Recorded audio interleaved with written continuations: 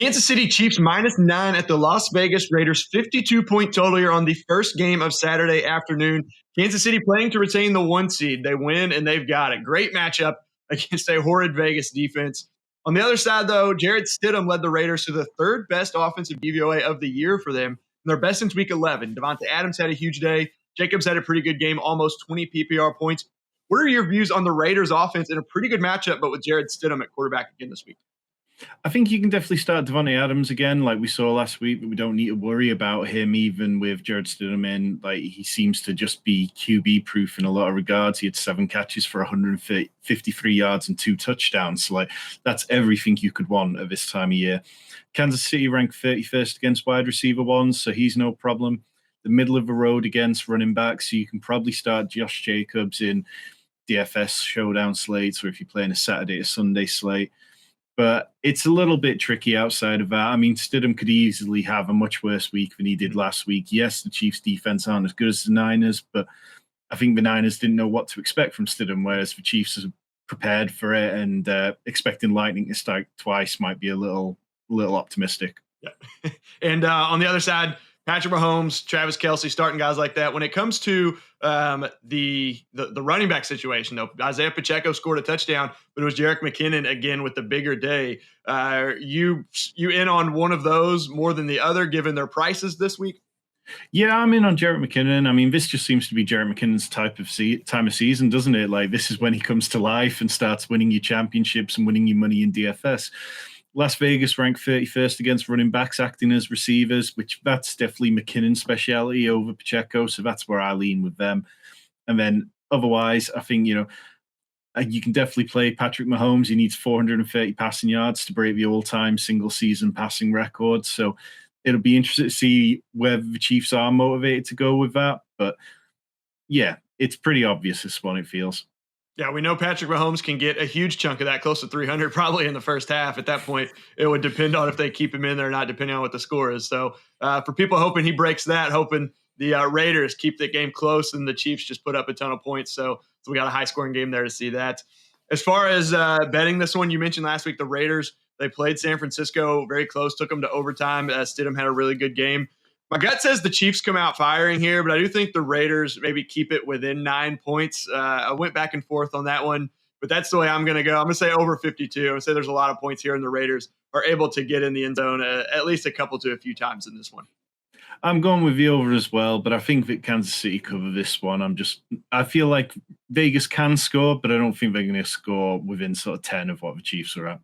Tennessee Titans +6.5 at the Jacksonville Jaguars. 40-point total here on Saturday night. This is basically the AFC South championship game here. Winner is in the playoffs, wins the division. Jaguars, one of the hottest teams in the league right now. It's a great matchup for Trevor Lawrence in that receiving core. Which is your favorite receiver here in this one, given their prices for the week in DFS? I think you can play either Christian Kirk or Zay Jones. They kind of stand out. Both of them have got incentives they can hit this weekend. Christian Kirk needs 50 receiving yards to hit. I think it's a $250,000 bonus. Zay Jones only needs 2 catches to get similar. So their prop lines are also interesting and worth looking at in case, because we do see teams like to feed players and get them to those incentives. So I'd be playing both of them. I think, Titans rank strong against the run. They rank 3rd best against running backs as pass catchers. So really, it's fading Travis Etienne in favor of Zay Jones, Christian Kirk, and even Evan Ingram for me. And Christian Kirk's receiving line set at 58.5 yards. Zay Jones receptions at 4.5. So he could get those 2, but still fall short of that. So I'd lean closer, although he's been pretty hot lately as well. Christian Kirk, I think, is a good one there. 58.5, you mentioned, only needs 50. I think they'll get him there pretty easily as well. Now, that Jacksonville defense, though, is bottom 5 this year. It's a good spot for Josh Dobbs, but it's Josh Dobbs. So maybe big Derrick Henry day. The Jags are 12th against the run, but Derrick Henry is going to be their key to making the playoffs. Definitely, and you need to see him healthy after missing last week, and who knows whether he could have played last week or whether it was just one of those situations where they thought with very little on the line they'd just sit him anyway. But yeah, I like Treylon Burks this week. I like Chig Okonkwo, and Jacksonville ranked 31st against tight ends in DVOA. So if Okonkwo or even Austin Hooper are players that you can be drawn to if you're playing showdowns, I don't mind them. Or you can play either of them in DFS lineups. I would imagine less people play Hooper than Okonkwo if you're looking to get different. Yeah, there's a big one there in the AFC South. Again, 6.5-point favorites. Jacksonville is at home. What do you like in this one for game picks? I'm just going with Jacksonville, riding the momentum here. They've been great over the last sort of 6 weeks, really. And I've got this one to just squeak over because I feel like the Jags could race out to like a 25-point lead or so early on. Yeah, I'm with you there. Mike Vrabel does have a track record of winning or keeping games close when the odds are kind of against them. I do think the Titans are able to cover this, but Jacksonville wins. So I think it's going to be a little bit closer than you've got there, but we both agree Jacksonville wins. I'm also on the over 40 points. I think Jacksonville's able to do enough, and Tennessee pushed that one over as well. So that is it for the Saturday night game between the Titans and Jaguars. Minnesota Vikings -7.5 at the Chicago Bears, 43.5-point total here on the regular season's final Sunday. Minnesota playing for the 2 seed. San Francisco not likely to lose to Arizona, but went to overtime against San Francisco last week. So not a great shot for Minnesota to get that 2 seed, but they still can. Is there anybody that you would not play for Minnesota, given they do have an incentive to win here? No, I think it's pretty obvious who you can play. I mean, Justin Jefferson stands out. He needs 190 yards to set a single season record, which is an awful lot, but the Bears rank 32nd against wide receiver ones. So perhaps there's a situation where the Vikings come out and force feed him early and he could be really explosive. They're 30th against the run, so you can start Dalvin Cook. I think if you're talking about really large field tournaments like the DraftKings Millie Maker, you can even consider playing Alexander Mattison in case Dalvin Cook gets pulled from the game early on and then Mattison comes in and picks up a couple of touchdowns. So the Vikings, straightforward. You can start anyone who you've got any confidence in. Yeah, you mentioned Justin Jefferson there. He had only 1 catch for 15 yards last week against Green Bay, but had 223 just a few weeks ago against Detroit. Had 193 against Buffalo a couple months ago, and then against Chicago had 12 catches for 154 yards. Not sure he gets the 13 targets in this one because they're probably going to expect him to get out to a big lead and maybe rest some of those guys. But Justin Jefferson looking for a big bounce back for people who are going to play him in DFS. What about on that Bear side? If they lose and Houston beats Indy, they get the number 1 pick. Do you think that that's going to play into their strategy with stars? We don't see teams lose a lot, but does that affect this weekend at all, you think, for the Bears? Yeah, I mean, it just feels like Justin Fields has been shut down. Like after the game last week, sort of Bears coaching staff come out and say that Justin Fields should be all right. And then all of a sudden it gets around to like the point a couple of days later where you feel they've had their meetings, they realize how close that number 1 pick is. And all of a sudden it's like, yeah, we're going to start Nathan Peterman instead, who has a career average of 52% completion record. He hasn't thrown a touchdown pass since week 6 of 2018. So there's nobody really there that I would like to start. I think you could possibly talk yourself into the likes of David Montgomery because Khalil Herbert hasn't been particularly good since he came back.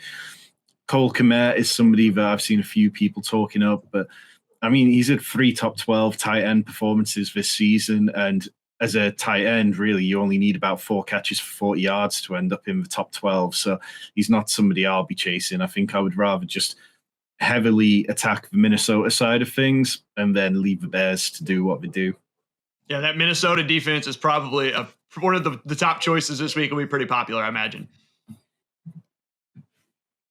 So now we've got on this side, the game side of it, again, Minnesota 7.5-point favorites. I think they go into the playoffs on a high note here. I think they cover this pretty easily for all the reasons you just mentioned as well with Nathan Peterman there at quarterback. The Bears not really playing for a lot other than to lose potentially to get that 1 seed if Houston does beat Indy. And I think it's under 43.5. I think Minnesota does pretty much all the scoring, maybe lets off the gas a little bit there as we talked about. If they get up big, kind of sit some of their guys so as to not risk it going into the playoffs. How about you? Yeah, pretty similar. I'm just leaning towards the over. I think that the Vikings are one of these teams who've been told constantly that they're not a good team and that they're fluky and they don't deserve their record. And I could just see them going out here and stomping on the Bears to just try and assert a little bit of dominance and get the confidence up before they go into the playoffs. Yeah, good point, especially after the blowout loss last week to my Packers. They're wanting to prove to a lot of people that they belong there in that conversation. That is Minnesota at Chicago. Cleveland Browns plus 2.5 at the Pittsburgh Steelers, 40.5-point total here. Now, the Browns have been eliminated. The Steelers, surprisingly, can still get the 7 seed in the AFC. They need New England and Miami to lose. Both do have tough matchups. So it's not as unrealistic as you might think. Is this Deontay Johnson's week? Are you playing him? Think they're going to finally get him a touchdown and make him worth the play? Possibly. I mean, like you said, the Steelers need a win to have any hope. So they've really got to be going for this game. The Browns, meanwhile, they're just trying to reclaim any dignity that they can at this point in the season. They're 9th against wide receiver 1s in DVOA, whereas they're 27th against wide receiver 2s. So I kind of lean slightly more to George Pickens for this game. I think he could have a good game. So yeah, that's kind of it for me on that side. I think, the running backs, I can talk myself into perhaps Najee Harris. We saw him get there against the Ravens with the late touchdown. I think he had a late touchdown the weekend before as well. So he has been getting okay points, but generally speaking, it's not an overly attractive game as things could get quite ugly. Yeah, and on that Brown side too, Deshaun Watson had his first multi-passing touch game of the year last week with 3 passing touchdowns, but only threw for 169 yards on 50% completion percentage. Anyone you like this week for DFS against a tough Steelers defense? I think the only player who kind of seems a little bit sneaky in terms of DFS tournaments could be Kareem Hunt. This could be his last game as a Cleveland Brown. The Steelers are poor against pass-catching running backs. They really don't do well against them. So maybe it's, if you're entering these really big tournaments like the Millie Maker, then Kareem Hunt would give you big leverage off anyone else in that game. I can't imagine he'll be more than 2 or 3% rostered at the very most. So yeah, that's someone I'll be watching a little bit of news for to see if there's any whispers about him getting a little more work this weekend. Yeah, Cleveland comes into this one 2.5-point underdogs there. Really, that Jets loss, you mentioned them trying to reclaim any dignity. That Jets loss in the beginning of the season, improbable, is really coming back to bite them here. They could be at 8-8 with a shot at the playoffs. It'd still be, I'm not exactly sure what the tiebreakers would be with them. I think they lost to New England, so they'd still be behind them and the Dolphins. So it'd be tough for them, but would be in it. They're not. They're still playing spoiler. They want to spoil the Steelers' playoff chances. I do think the Browns win this one. Again, both teams are going to be motivated, but I think Cleveland is going to want to come out and keep Pittsburgh for making the playoffs, especially in Pittsburgh. I do think it's under 40.5, though. Neither of these offenses really has been great, so I'm going to side with the under, even with one of the lowest totals of the week this week, I think. I'm going with the under as well, but I'm leaning towards the Pittsburgh side. With it being in Pittsburgh and just generally, I think they're a better team than Cleveland. They've got Kenny Pickett playing better than he had been doing. And I'd just lean slightly towards them. Tampa Bay Buccaneers +4 at the Atlanta Falcons, 40.5-point total on this one. Buccaneers stuck in that 4 seed, really nothing to play for. Atlanta also has nothing to play for. They're out of the playoffs, kind of middle of the pack for draft position. How are you attacking this game, or are you looking to avoid this one altogether? It's a really tricky one. And I think that there's probably a little more opportunity here than some people expect. We saw early this week, Todd Bowles said that he was undecided about resting starters because he wanted them to keep up the momentum of last week when we saw Mike Evans finally catch some touchdowns and really have a great day. So championship week was a good week for him to do that. Yeah, definitely. And we've got a history of Tom Brady has played in these sorts of games when he was in New England when there was nothing on the line. So perhaps he wants to stay fresh and he wants to stay in the zone. In his games against the Falcons since the 28-3 Super Bowl, he's thrown for 300-plus yards in all but one game, and he's had multiple touchdowns in quite a few of them. So I think that's probably more preferable for the Bucs, is to keep him in and keep him hot rather than playing someone like Kyle Trask there. I think you can definitely make an argument that they'll rest their starters if they get up to a good lead, and I would expect to see more of Rachaad White than perhaps Leonard Fournette, who's got that Liz Frank injury, which has been bothering him. So perhaps Rachaad White's in play for more DFS purposes than anyone else.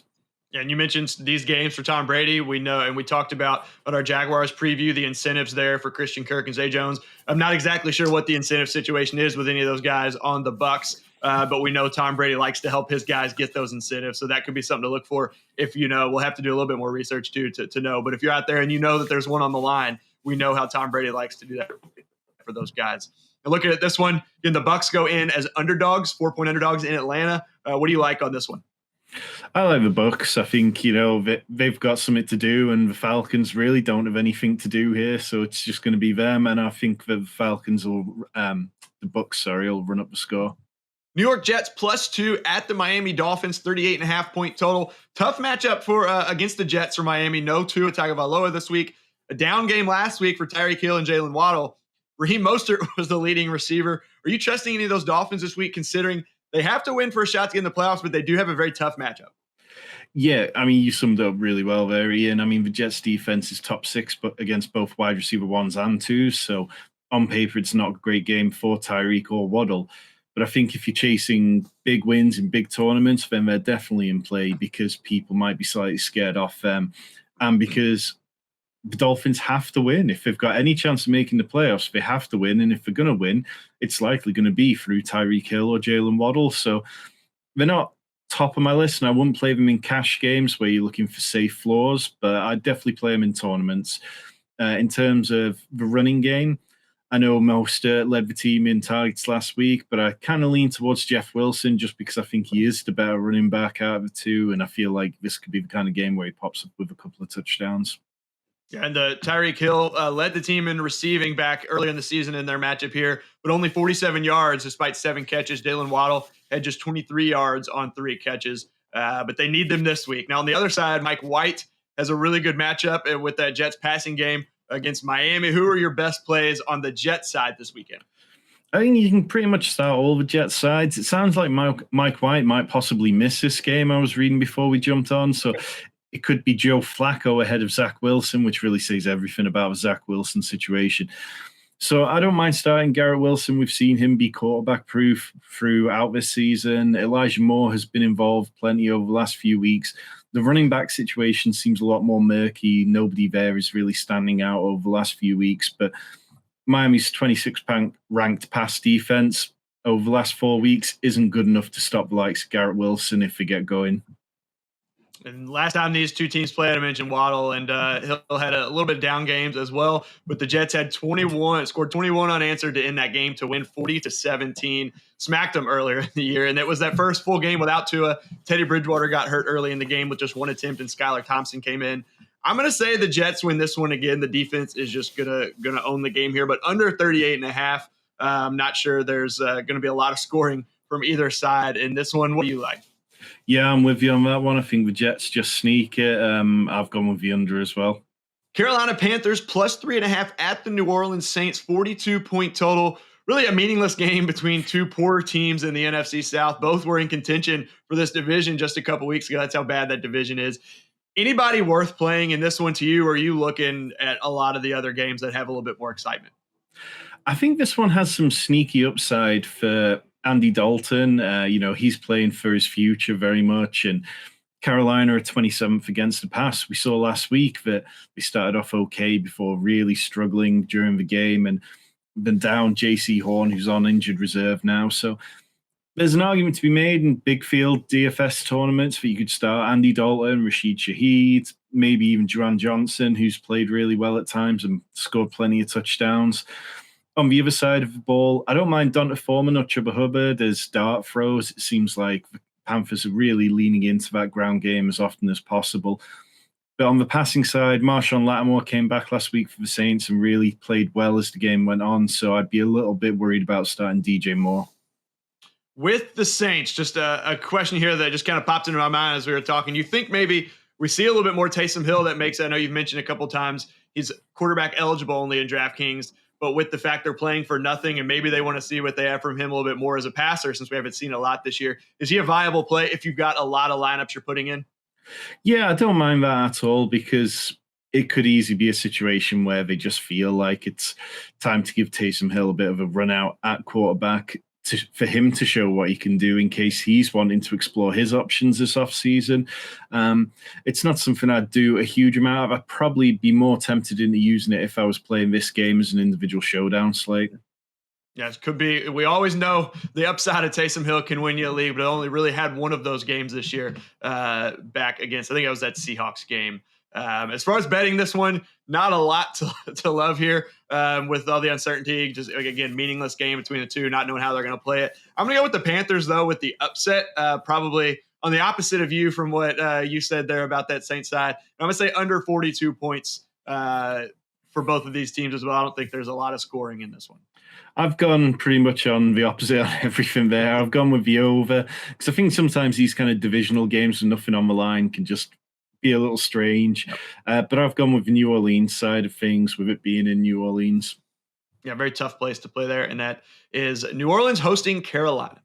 New England Patriots +7 at the Buffalo Bills, 42.5-point total here. Now, the Bills will know after Saturday if they can get the 1 seed with that Chiefs result. They'll be playing for the 2 seed with Cincinnati, I believe based on strength of victories. They come out last night before we hopped on here, or this morning, I guess, Friday morning, that that game is just going to be a no contest. It's canceled. So there's a lot of different situations going on playoff-wise. But for this game specifically, New England also holds on to the 7th seed with a win. So they win, they're in. They can still get in without winning. All starters should play, I would think. So who are your favorite plays here in this one? I'll kind of just make it open-ended for you. Yeah, I mean, last time these two teams played, it was in New England. Josh Allen wasn't amazing. I think he had less than 16 fantasy points that day. He only had 20 rushing yards, but in Buffalo with the crowd, who you've got to believe are going to be emotional and really behind them this week, I definitely think you can play him. It feels like the Bills are going to want to come out and put on a real big performance. Yeah, New England at 26 against wide receiver 2. So Gabe Davis, his matchup really stands out to me. On the other side of the ball, Buffalo at 25th against wide receiver 1. So Jacoby Myers is interesting. He's had 15 points in back-to-back games, and he's had 6 receptions in both of them. So I kind of like attacking things through the passing game for this week. The Bills are pretty good against running backs, so Ramondre Stevenson's not somebody I'm desperate to play this weekend. And on the Bills side, I think neither of them stand out. Yeah, and as far as the game you mentioned, I think I know which way you're going to go, but I'll let you make your game picks here first. Bills, 7-point favorite, 42.5-point total. Yeah, Bills get an emotional win and just get ready to go into the playoffs. Yep, I'm absolutely there with you. I think they're going to come out on fire after the tragic event of Monday night. The good news is we've got, right before we recorded this, DeMar Hamlin has been extubated, no longer has the breathing tube. Has been able to talk to some of his teammates, so I really think they're going to go out there a lot of times you see, and they're going to want to win it for him and put up a lot of points, especially at home. Like you said, I like the over 42.5. I think the Bills could get there pretty much on their own the way I expect them to come out and play this one. So Bills cover and over 42.5 for me, and that is New England at Buffalo.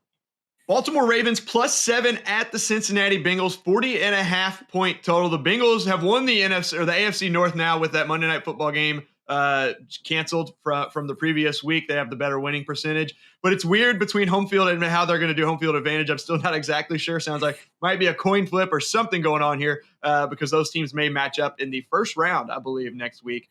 Both teams, though, have clinched. Cincinnati's still playing for that 2 seed, so that's a big one. Lamar Jackson out this week. Tyler Huntley has been limited the last few days this week. Mark Andrews finally had a big game last week when people needed him most. Of course, I got it in that 3rd place game, unfortunately. Could have used him the week before, but is he a good play again here for you? I think so, because it was Tyler Huntley's best game this season, and then Mark Andrews had his best game in probably 10 weeks or so. So it looks like things started to click there. It just feels like this Ravens offense isn't really working at the minute. Greg Roman seems confused about what works best. Last week, Gus Edwards only touched the ball like 3 times, and John Harbaugh said he wants to see Gus more involved this week. So I think it's hard to start J.K. Dobbins this week because he only has value when he scores touchdowns. Mark Andrews, definitely fire him up. The Ravens, I just find it hard to imagine them scoring an awful lot of points this week.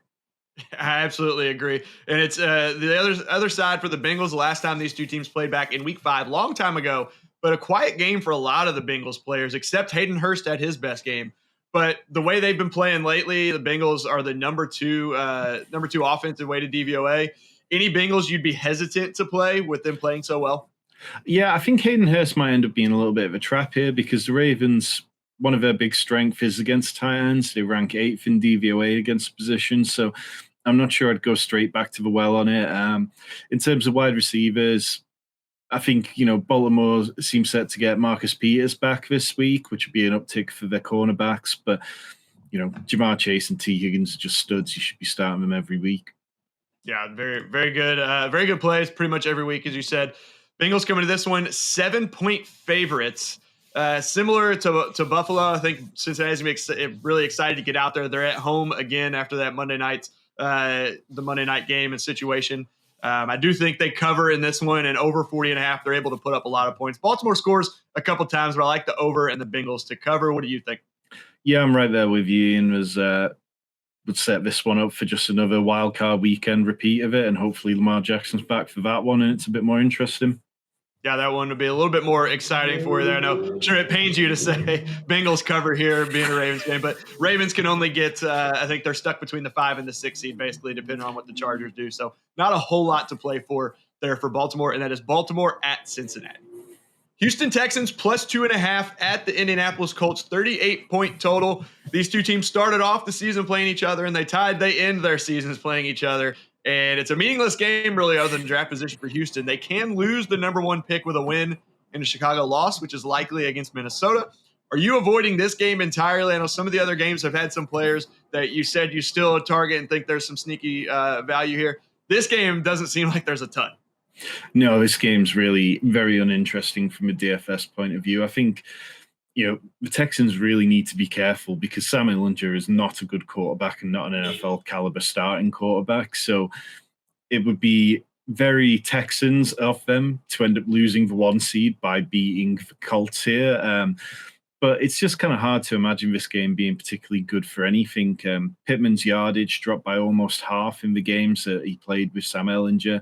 Paris Campbell's was similar, to his normal output, but it was only 35 receiving yards per game and wasn't getting the touchdowns because the offense wasn't moving. So I don't think you can really start them. On the Texans side, everything's just a bit bland and very uninspiring, really. I'd probably just avoid most of these players, full stop. If you are going to play some showdown slates, I think you can talk yourself into the Texans tight ends who've been used well at times and seem to pop up with touchdowns now and again. But outside of them, there's really very little of interest. Yeah, not a lot to like for DFS. A lot of people probably not even going to be watching this game. Even Colts and Texans fans probably have better things to do. I think the Colts do, though, cover in this one or tie again. You never know. But I think Houston will be playing a little bit for that number 1 pick as well. And then under 38, just both teams are very bad. So I don't expect a lot of scoring, even though the defenses aren't top notch either. Yeah, I'm with you there. It just feels like the Texans won't mess this up. They really shouldn't mess this up. It's very straightforward. Just don't score. Absolutely, which they're good at doing. That's Houston at Indianapolis. New York Giants plus 14 at the Philadelphia Eagles, 43-point total. Giants are stuck at the 6th seed. Probably can't trust Saquon to play all game. Saw this morning that they did, or it has been confirmed, I believe, that the Giants are going to rest a lot of starters. Some of them even know it. So really anyone else from the Giants in a tough matchup, you're basically playing a lot of backups against the Philly team. It's probably going to have their starters in defensively at least the first half to get that 1 seed. Yeah, I think the Giants side of things, Tyrod Taylor's playing and he's had some okay games when he's popped up in places as a spot starter. So maybe you can talk yourself into playing him in DFS if the Eagles, they need that win, but if they get out to a lead, perhaps it's possible that he does okay. The Giants really don't have enough depth at wide receiver to play anyone but their players like Richie James. So I wouldn't mind starting them in Tyrod Taylor stacks if you were really convinced that there was anything to be gained there. But generally speaking, it's the Eagles side of the ball that's far more interesting. They have to win to get that 1 seed. Since the start of week 13, Devonta Smith is the wide receiver 3 in total points. He's averaged over 100 receiving yards per game, and he's 10th in DYIR. The Giants are 32nd against tight ends. Dallas Goedert is in play too. If a team's 32nd against tight ends when they've got their starters in there, they're probably going to be even worse when they've got their backups in. Yeah, and Dallas Goedert has been back a couple games. This will be his first game back, though, with Jalen Hurts, most likely. It sounds like Hurts will be back for this one, so it could be a good game for him as well. With you, you mentioned it. I think Philly probably gets up big early in this one. The Giants could claw back as the Eagles take their foot off the gas. Tyrod Taylor has had some good games in his career, so I think they're able to cover that one at plus 14. They did beat them by a lot more than that a few weeks ago, I think. But I do think the Giants are able to cover this one maybe late in the second half. Philly does win, obviously, this one. And over 43 points, I think Philly can get close to that in the first half. Yeah, I'm with you. Just it doesn't feel like the Eagles are going to be pushed enough that they don't feel like they can't let the Giants back into the game late on, and Giants will cover, but the Eagles will win. Dallas Cowboys -7 at the Washington Commanders, 41-point total. Now, the Cowboys have a slim shot to win the NFC East, an even slimmer shot for the 1 seed. They'll look to win, obviously, but they really can't fall any lower than that. Or they cannot fall any lower than that first wild card with 12 wins already. Are you expecting enough playing time from the starters to make them worth playing in DFS? I think we can possibly make the argument for it here, just because, like you say, the Cowboys do need that win. I do think, though, with the fact that the Commanders are starting Sam Howell, that things are going to be much worse than if they were starting Taylor Heineke. That could have pushed the Cowboys into a position where their starters would have been more exciting. CeeDee Lamb and Dak is plenty of people will be using that stack this weekend. I quite like Michael Gallup. He's only 4,100. The Commanders' defense is they struggle against wide receiver twos. They're ranked 23rd in DVOA, allow the ninth most yards per game to the position. Gallup hasn't scored more than 13 PPR points in his last 4 games, but he's had 19 targets in that time, so he's been involved. And this just feels like the kind of week where he goes off after all the fantasy season's over and everyone's been waiting for it to happen. Yeah, people hanging on to him all year, not getting really what they needed from him. On the other side, though, you mentioned Sam Howell starting. You taking any chances on the rookie-led Commanders? I quite like Jahan Dotson here. The Cowboys ranked 29th against wide receiver twos, and that's where Dotson slots in. And sometimes we see it with rookies who've been in camp together, that they have a connection. They've been working, they've been taking the extra reps as they work their way up the depth chart. And perhaps that's something which I'm just talking myself into, but I'll take a speculative play on that this weekend. And this one, Cowboys come in as 7-point favorites on the road at Washington, 41-point total. What do you like with those picks?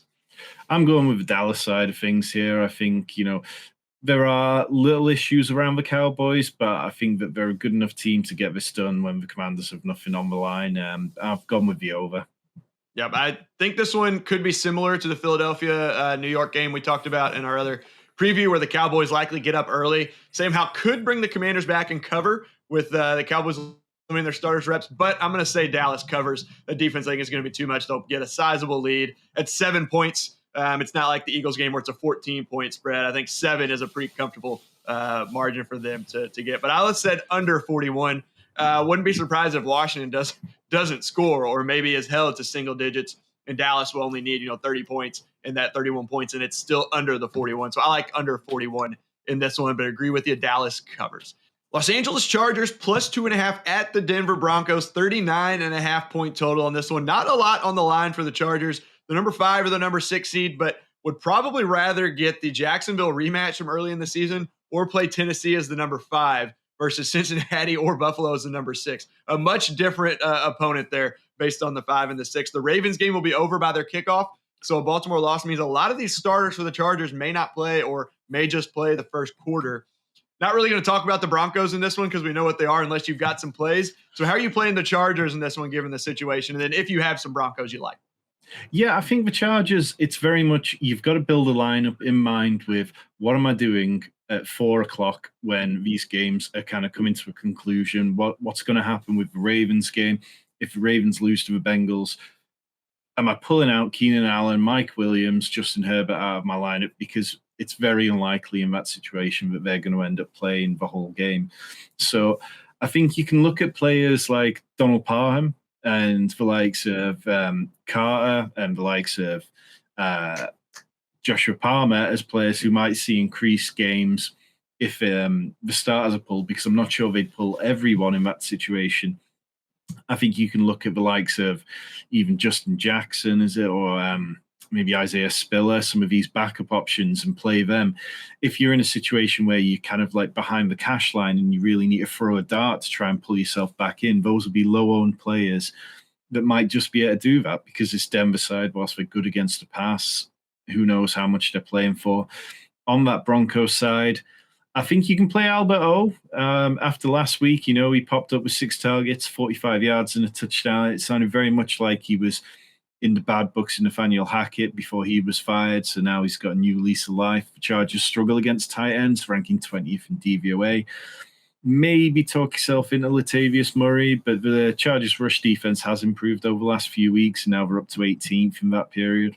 Yeah, and you mentioned for the Chargers, Isaiah Spiller, it seems like they've seen a lot of Justin Jackson over the last couple of years. They haven't seen anything out of Spiller really as a rookie this year, so it could be a chance for them to give him most of the work and see what they've got there. So maybe, like you said, a good play there. And I know we both, in our Baltimore preview, Baltimore-Cincinnati, expect Cincinnati to win that game.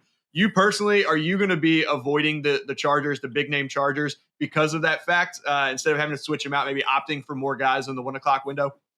Yeah, definitely. It just feels like this one, it feels quite predictable how this is going to end up. The Ravens lose and all this talk about out coin flips and everything won't come to pass, and the Chargers just sit all the starters.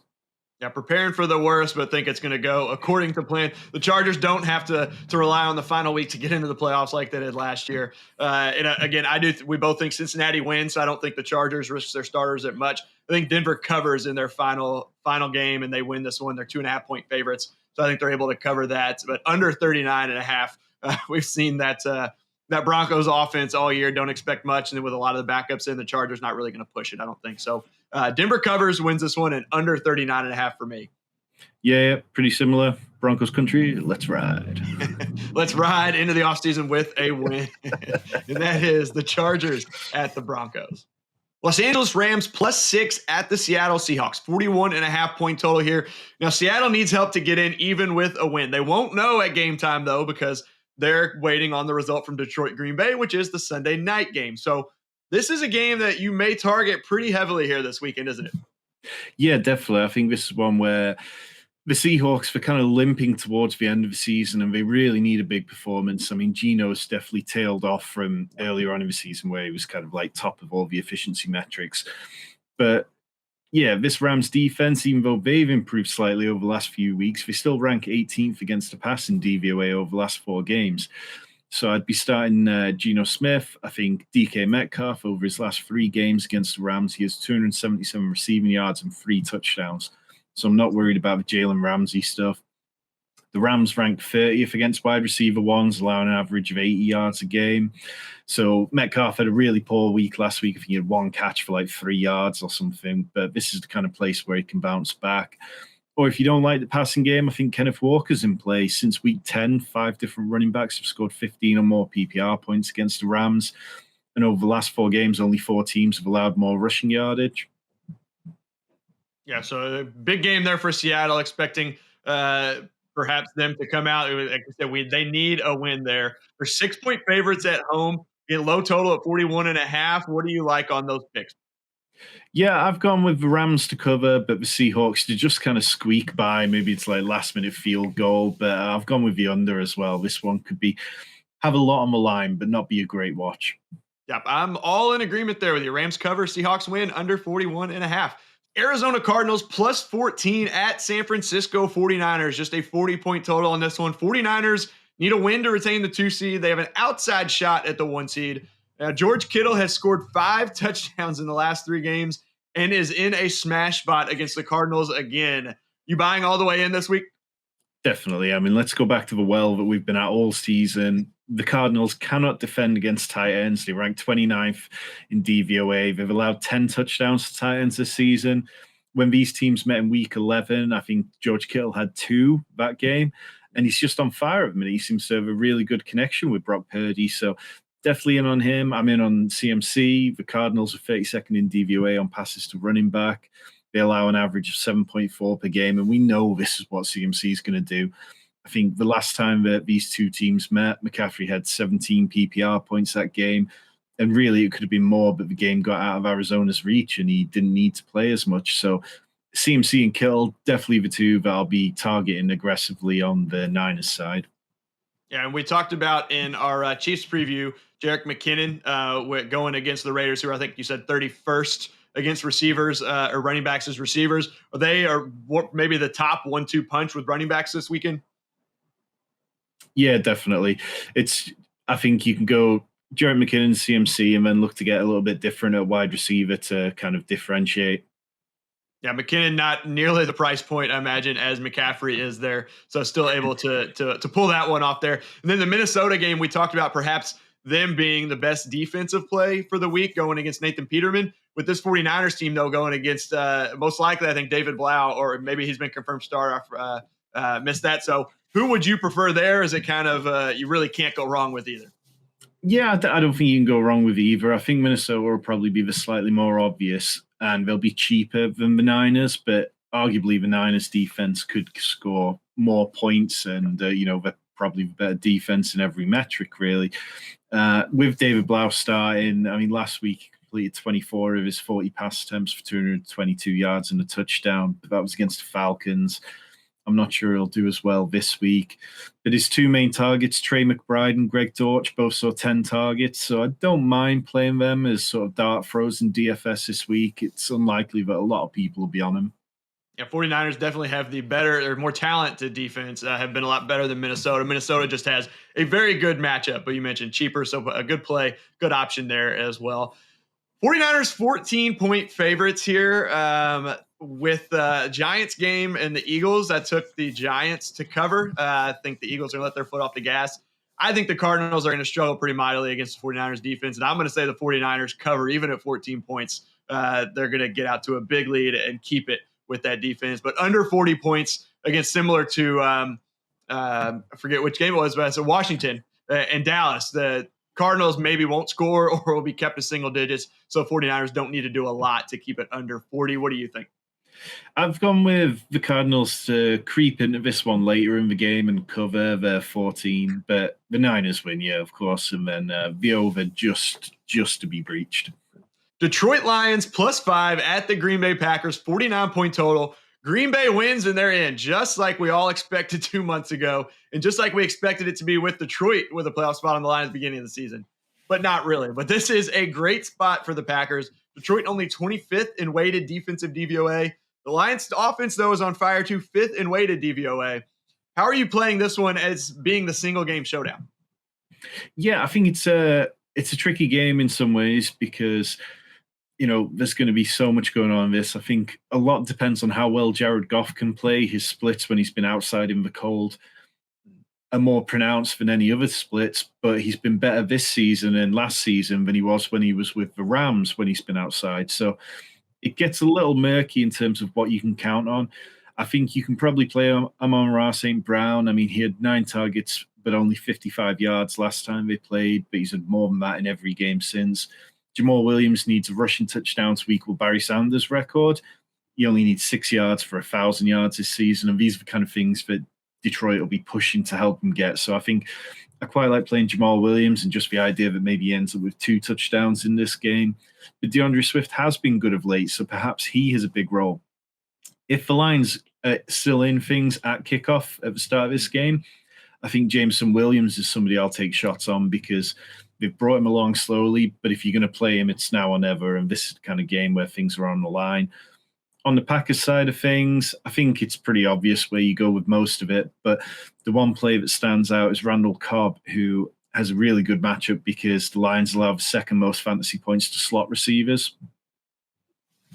Yeah, and you mentioned if the Lions are still in it, they'll know needing a Seahawks loss. If the Seahawks win that one, the Lions will be looking to play spoiler, but still going to be wanting to win that game. You mentioned Jared Goff in the cold for what it's worth, or his splits outside in the cold for what it's worth. 2 years ago, the Rams played at Lambeau Field in the playoffs. Jared Goff was 21 of 27, but for just 174 yards, 1 touchdown, no interceptions. Wasn't a spectacular game, wasn't a great game. Obviously, different team. It was a couple years ago. So not expecting the same, but he does have a history. He has played at Lambeau Field just a couple years ago in the cold, so we'll have to see.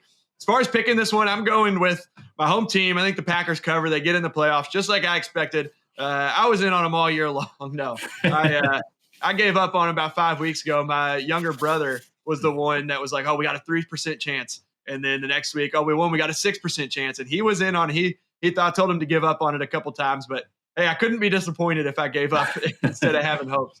But I think Packers cover. The defense does play pretty well. I think Jared Goff in the cold, they hold him a little bit up there. And it goes under 49, which I think is pretty high for this game, especially the last one was 10-9 up there in Detroit a few weeks ago or a couple months ago.